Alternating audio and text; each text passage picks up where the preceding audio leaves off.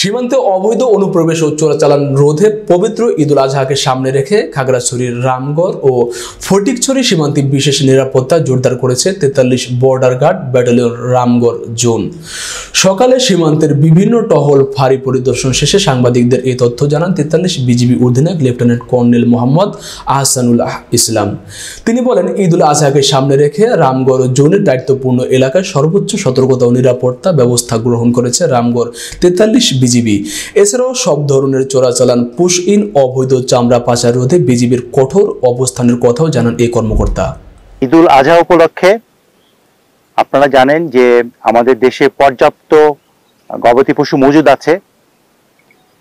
অনেক সময় দেখা যায় যে আমাদের পার্শ্ববর্তী দেশ থেকে অনেক গরু চোরাচালান হওয়ার সম্ভাবনা থাকে। তো এটা প্রতিরোধে আমরা সক্রিয় আছি।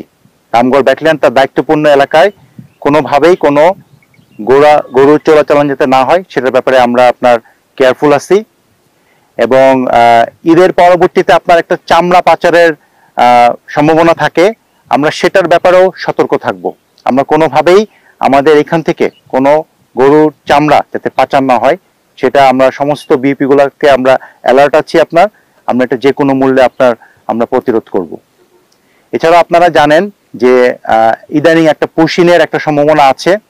এটার ব্যাপারে আমাদের যে প্রতিপক্ষ যে ব্যাটালিয়নগুলো আছে বিএসএফ এর, তাদেরকে আমরা বিভিন্ন পর্যায়ে কড়া ভাষায় প্রতিবাদ জানিয়েছি। আমরা বিজিবি সতর্ক অবস্থায় আছি।